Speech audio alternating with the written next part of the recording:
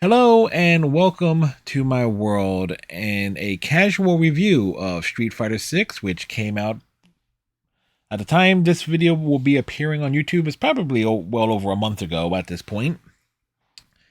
This video, of course, is being recorded on June 23rd, 2023, the night we finished the World Tour mode of Street Fighter 6, and my overall impressions of the game, factoring in everything, is this is the best damn Street Fighter game of all time, right behind Street Fighter Alpha 2. I'm sorry, I'm biased. Alpha 2 is still my favorite game, Street Fighter game of all time. That's my favorite fighting game in general. But Street Fighter 6, without question, is a complete package. If you are a casual gamer, and especially if you are a casual when it comes to fighting games, much like I am, Street Fighter 6 is perfect. You have the various control schemes, classic and modern controls. If you are more akin to the more modern style of games, particularly those from Arc System Works like Dragon Ball Fighters or the Blaze Blue series, the modern controls is what I would recommend. But if you are an old person like me who's in their, well, granted, I'm just 40 at this point in time, but when it comes to using the actual characters in games, such as Ken, for example, or Chun-Li, I definitely prefer the classic controls. There is that natural instinct there. But at the same time, I feel the modern controls is actually perfect for World Tour mode, which is a huge adventure. I'm trying to think of a close comparison for the World Tour mode, and I would have to say roughly maybe the conquest mode in Mortal Kombat Deception, which is kind of like a big RPG, but with the fighting game mechanics and elements. So there is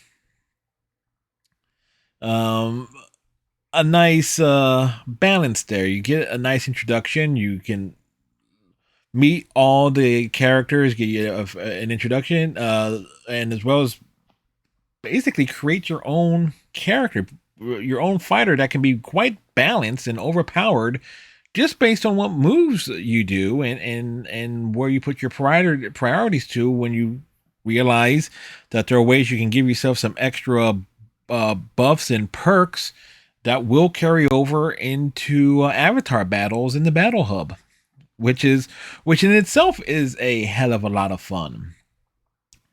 I it's the net code responsiveness. We've been playing online matches, and that footage there is from that you're seeing here is from me playing an online ranked match, and it's very responsive. I Unless somebody has a really shitty Wi-Fi connection, you're gonna basically have no issues playing online, head to head against anyone, either ranked or casual, or battle hub matches, or avatar battles. Is the netcode is about as good as it can get in my personal opinion. There's just so much to talk about. Visually, the game really it's gorgeous. You still have that nice anime style that Street Fighter is known for, but it's definitely more toned down. It's not as the characters are not as shall we say bulky as how they appeared in Street Fighters uh 4 and 5. Everyone comes across, looks, more slimmer, more toned down a bit there. So they definitely more of a realistic look, as you can tell, and about as realistic as it can be, with given some of the proportions of some characters, such as Chun-Li's thighs, for example. The controls are very responsive.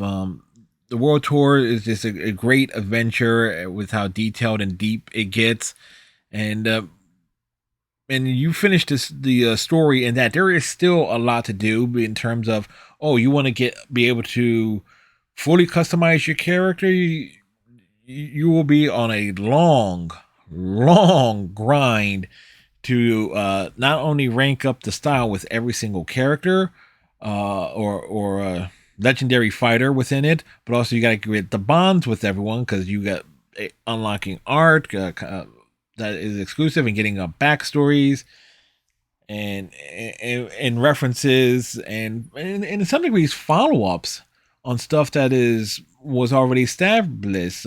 Remember, Street Fighter V kind of sees Cammy rescuing the Capri and going off with Yuri, and that's followed up here when you are uh, giving gifts and leveling up your relationship with Cammy in the game. You get a follow up there on what's going on, and that in and of itself firmly, and excuse me, that along with Ken's story progression really establishes where Street Fighter 6 is taking place in the timeline. Because remember, the order of events in Street Fighter, the Street Fighter timeline is really much out of order because it goes Street Fighter Alpha, Street Fighter 2 in its subsequent games, uh, then Street Fighter 4, followed by Street Fighter 5, then Street Fighter 3 in those games, and then Street Fighter 6. And what sets Street Fighter 6 to be after Street Fighter 3 is Ken, because there's a image that you unlock when Ken's story, where he's talking about his family, and you will recognize the victory screenshots on the order of when things take place, such as when Ken meets Eliza, their wedding. Because Ken meets Eliza coming off from the airplane, and that's the victory screen in one of the Alpha game, in like Alpha 1 or Alpha 2, if memory serves me right. The wedding is at the end of Street Fighter 2. The birth of the sun, that is seen in the victory screens, and then the arcade ending in Street Fighter 4. And then the infamous the shot of Ken's son punching him in the groin, that's in the victory screen in one of the Street Fighter 3 games. So everything kind of progresses there. So everything that's already taken place, and so it's just makes sense here. So these characters are firmly established as being old storylines and character traits and stuff that was part of the lore is being followed up on. It's referenced. It's great. In terms of the big bad final boss, or at least in the World Tour mode, JP as a stand-in for Bison. It's definitely a different character. He is not as bad as how Bison could be at times in that character's history. Not as bad as Gil, not as bad as Seth. JP is a fairly even all around boss, and in the World Tour mode, at least you have the ability to heal yourself if you manage to stockpile on enough healing items, or have the currency to really stock up on them before the final tournament, which I highly recommend, by the way. I've only did the arcade mode just once for the achievement, but it was, it's solid. It is your standard arcade mode. You got your choice of either 5 or 10, like a short ladder or a long ladder, depending on how much time you want to invest in it. The battle hub and all the different match types, and such as the extreme matches where you can have bulls running a little. There is like this volleyball thing that's kind of similar to Tekken Ball from Tekken 3, or like match modifiers, or things where you have to achieve certain objectives before your opponent does in a match, or like it will definitely. It goes out. This game actually goes out of its way to teach you the fundamentals in various different ways. Now, at the time I'm recording this, there is a debate regarding the difficulty that so-called pro players are having with Street Fighter 6, to which I say, you guys complain about everything, and there's nothing wrong with the game. For casual players, it is a perfect experience. Now, if Capcom starts fucking with the balance and everything that we have already been seeing, I can definitely see a big fall off happening with Street Fighter Six when it comes to the casual audience. Matter of fact, the attitude and elitism uh, of a lot of so-called fighting game pros is essentially a problem. And since there is a chat in the Battle Hub where people are saying it's like they can't wait for the casuals to stop playing, so this way they can get all the balance changes that the so-called pros want. To which I say, I hope Capcom does not appeal to the pro players and those who get heavily involved with the fighting game community. I really hope Capcom does not listen to them and continue to balance this game and release all and the DLC characters that definitely appeal more to the casual player point of view, because the more casual players that are actually playing and taking part, it's like that means the more likely that Capcom is going to be willing to invest in Street Fighter 6 going forward. Now, if I had to point out a weakness in Street Fighter 6, it's the music. I'm sorry, but none of the themes connect with me to any degree. The music is no matter what it is, particularly when playing Battle Hub or ranked or casual matches, the music just all sounds generic. Yes, there is the distinct differences with everyone's themes, from Ryu's to Chun-Li's, to Marissa's to JP's. Like, yes, there's variations in everything, but it does not have that snap-it or pop that Street Fighter's themes have of old. My favorite personal soundtrack is the Alpha 2 soundtrack in terms of stages and everything. But Street Fighter 6 is just so bland and generic with the music. I found myself having to turn on the in-game like a commentator. So this is like, so it was like turning this into almost like an Evo esports simulator. Just to find myself being invested in actually playing head-to-head matches, because the music just lulls me out. It's like the music is actually the weakest part of this game.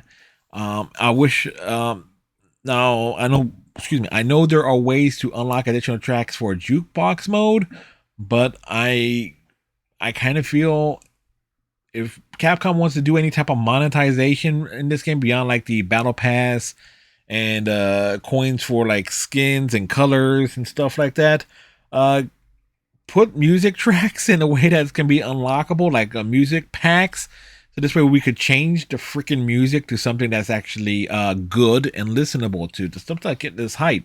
I wouldn't mind. I certainly wouldn't mind having like the music from Alpha 2 put into this game, or I'll take the music from Street Fighter 3 Third Strike, Street Fighter 4, Street Fighter 5, or give us like remixes of stuff from anything from the prior games.